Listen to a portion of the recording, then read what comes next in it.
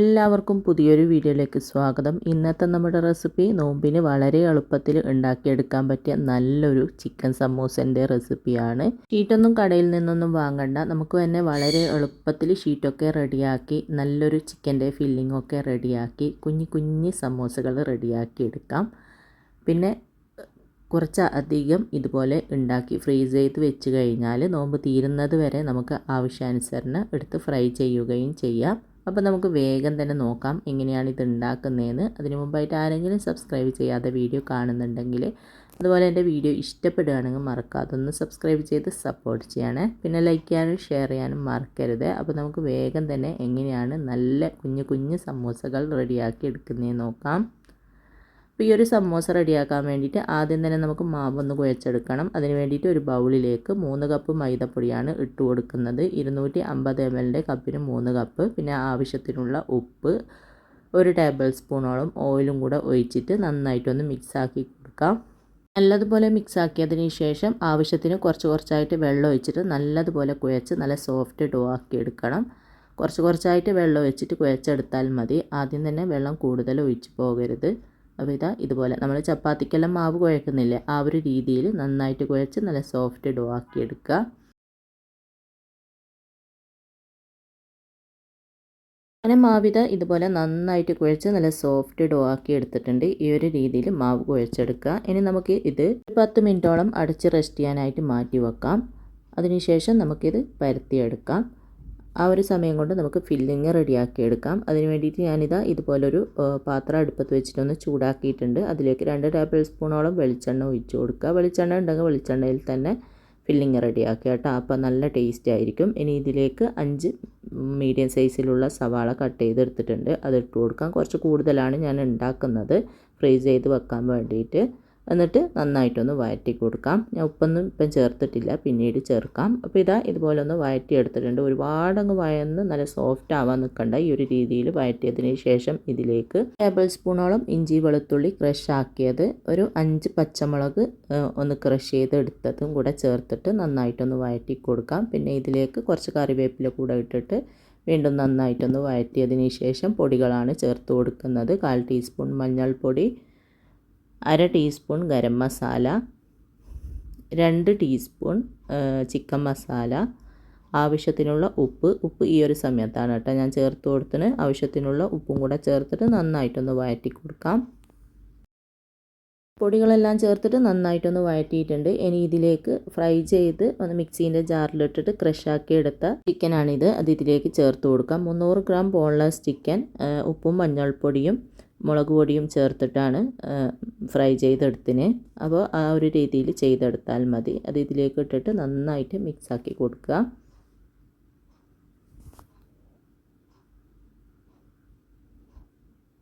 അപ്പോൾ ചിക്കനും കൂടെ ചേർത്തിട്ട് നന്നായിട്ട് മിക്സാക്കിയതിന് ശേഷം ഒരു ചെറിയ കഷ്ണം ക്യാരറ്റ് ഗ്രേറ്റ് ചെയ്ത് എടുത്തിട്ടുണ്ടായിരുന്നു, അതും കൂടെ ഇതിലേക്ക് ചേർത്ത് കൊടുക്കാം. ക്യാരറ്റ് കൂടി പോകണ്ട കേട്ടോ, 1/2 പകുതി ഗ്രേറ്റ് ചെയ്തെടുത്താൽ മതി.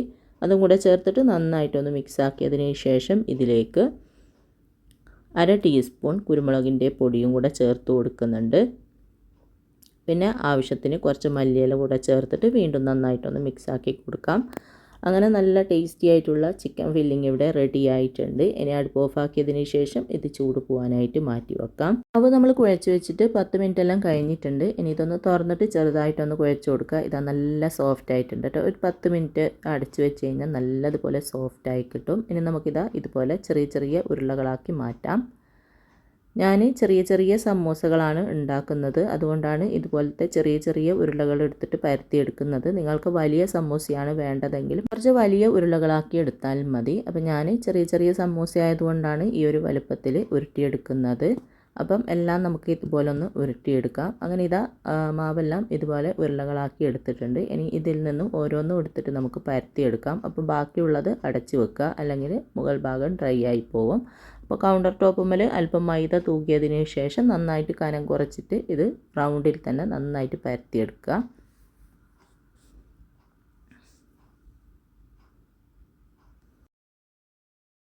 ഇതുപോലെ കനം കുറച്ചിട്ട് നമ്മൾ ചപ്പാത്തിയെല്ലാം പരത്തുന്നതിനേക്കാളും കുറച്ചും കൂടെ കനം കുറച്ചിട്ട് ഇതുപോലെ റൗണ്ടിൽ പരത്തി എടുത്തിട്ടുണ്ട്. ഇനി നമുക്കിതൊരു പ്ലേറ്റിലേക്ക് മാറ്റാം. എന്നിട്ട് ബാക്കിയുള്ളതും സെയിം രീതിയിൽ തന്നെ പരത്തിയെടുക്കാം. ഞാനിത് ഒന്നിച്ച് ഓരോന്നിൻ്റെ മുകളിൽ ഓരോന്ന് തന്നെയാണ് വെച്ച് കൊടുക്കുന്നത്. ഒട്ടിപ്പിടിക്കുന്നതെന്നുള്ള പ്രശ്നം ഉണ്ടെങ്കിൽ അങ്ങനെ വെക്കണ്ട, ഓരോന്നോരോന്നായിട്ട് വേറെ വേറെ വെച്ച് കൊടുത്താൽ മതി. എനിക്കിത് ഒട്ടിപ്പിടിക്കുന്നുള്ള പ്രശ്നമൊന്നും വന്നിട്ടില്ല. നിങ്ങൾക്ക് ആ ഒരു സംശയം ഉണ്ടെങ്കിൽ ഇതുപോലെ ഒന്നിച്ച് വെച്ച് കൊടുക്കണ്ട. അങ്ങനെ എല്ലാം ഞാൻ ഇതുപോലെ പരത്തിയെടുത്തിട്ടുണ്ട്. ഇനി നമുക്കിതൊന്ന് ചുട്ടെടുക്കാം. അതിന് വേണ്ടിയിട്ട് ഞാനിതാ ഇതുപോലെ ഒരു പാൻ അടുപ്പിൽ വെച്ചിട്ടൊന്ന് ചൂടാക്കിയിട്ടുണ്ട്. അതിലേക്ക് നമുക്ക് പരത്തിയെടുത്ത ഓരോ ചപ്പാത്തിയും ഇതുപോലെ ഒന്ന് ഇട്ടിട്ട് ജസ്റ്റ് ഒന്ന് തിരിച്ചു മറിച്ചു ഇട്ടിട്ട് എടുത്താൽ മതി. ഒന്ന് വാടിയാൽ മാത്രം മതി, ഒരുപാട് അങ്ങ് വെന്ത് പോകണ്ട. അപ്പോൾ ഇതാ ഒന്ന് തിരിച്ചു മറിച്ചു വിട്ടിട്ട് ഇതുപോലെ ഒന്ന് എടുത്ത് മാറ്റി വെക്കുക. അതിനുശേഷം ബാക്കിയുള്ളതും ഇതേപോലെ തന്നെ ചുട്ടെടുക്കുക. തീ ഒരു മീഡിയം ഫ്ലെയിമിൽ വെച്ചാൽ മതി കേട്ടോ, ഒരുപാട് അങ്ങ് ആയി പോകണ്ട. ഒന്ന് ഇട്ടതിന് ശേഷം ചെറുതായിട്ടൊന്ന് വാടിയെന്ന് കാണുമ്പോൾ തിരിച്ചിട്ട് കൊടുക്കുക. എന്നിട്ട് മറിച്ചിട്ട ഭാഗവും കൂടി ചെറുതായിട്ടൊന്ന് വാടിയെന്ന് കാണുമ്പോൾ നമുക്ക് എടുത്തു മാറ്റാം. അപ്പോൾ ഇതാ ഈ ഒരു രീതിയിൽ ആവുണ്ടോ. അങ്ങനെ എല്ലാം ഞാൻ ഇതുപോലെ ഒന്ന് വാട്ടിയെടുത്തിട്ടുണ്ട്. ഇതാ ഈ ഒരു രീതിയിൽ. ഇനി നമുക്ക് ഇതൊന്ന് കട്ട് ചെയ്തെടുക്കണം. ഞാനിത് 4 പീസായിട്ടാണ് കട്ട് ചെയ്തെടുക്കുന്നത്. എല്ലാം ഒന്നിച്ച് തന്നെ വെച്ചിട്ട് ഇതുപോലെ ഒന്ന് കട്ട് ചെയ്തെടുത്താൽ മതി. നടുവിലൂടെ ഇതുപോലെ ഒന്ന് കട്ട് ചെയ്തെടുക്കുക. പിന്നെ വീണ്ടും ഇതുപോലെ ഒന്ന് കട്ട് ചെയ്തെടുക്കുക. ഈ വീഡിയോയിൽ കാണുന്നത് പോലെ നിങ്ങൾ കട്ട് ചെയ്തെടുത്താൽ മതി. അങ്ങനെ 4 പീസായിട്ട് കട്ട് ചെയ്തെടുക്കുക. അപ്പോൾ നമുക്ക് ഒരുപാട് കുഞ്ഞു കുഞ്ഞു സമൂസകൾ റെഡിയാക്കി എടുക്കാൻ പറ്റും. നിങ്ങൾക്ക് വലിയ സമൂസയാണ് വേണ്ടതെങ്കിൽ വലിയ ചപ്പാത്തി ചുട്ടെടുക്കുക, എന്നിട്ട് പീസാക്കിയാൽ മതി. അപ്പം വലിയ സമൂസ നമുക്ക് ഉണ്ടാക്കാം. ഇതുപോലെയാണെങ്കിൽ ചെറിയ ചെറിയ ചപ്പാത്തികളാണ് ഉണ്ടാക്കിയിട്ട് റെഡിയാക്കുന്നതെങ്കിൽ ചെറിയ ചെറിയ സമൂസകൾ ഉണ്ടാക്കിയെടുക്കാൻ പറ്റും. അങ്ങനെ ഇതാ ഇതുപോലെ കുറേ അധികം സമൂസ ഷീറ്റ് റെഡിയാക്കി എടുത്തിട്ടുണ്ട്. ഇനി നമുക്ക് ഇതിലേക്ക് ഫില്ലിംഗ് ഒക്കെ നിറച്ച് സമൂസ റെഡിയാക്കി എടുക്കാം. ഇതിൽ നിന്നും ഓരോന്നും എടുക്കുക. പിന്നെ ഞാനിതാ കുറച്ച് മൈദയിലേക്ക് അല്പം വെള്ളം ഒഴിച്ചിട്ട് നന്നായിട്ട് മിക്സ് ആക്കിയിട്ട് ഇതുപോലെ ഒരു പേസ്റ്റ് രൂപത്തിൽ ആക്കി എടുത്തിട്ടുണ്ട്. അതിതാ നമ്മൾ റെഡിയാക്കിയ ഷീറ്റിൽ ഇതുപോലെ വെച്ചതിന് ശേഷം ഇതിൻ്റെ സൈഡിലൊക്കെ ഇതുപോലെ ഒന്ന് സ്പ്രെഡാക്കി കൊടുക്കുക, നന്നായിട്ട് ഒട്ടിക്കിട്ടാൻ വേണ്ടിയിട്ടാണ്. അതിനുശേഷം ഈ ഒരു വീഡിയോയിൽ കാണുന്നത് പോലെ ഒന്ന് മടക്കിയെടുക്കുക, കോൺ ഷേപ്പിൽ ആക്കിയെടുക്കുക.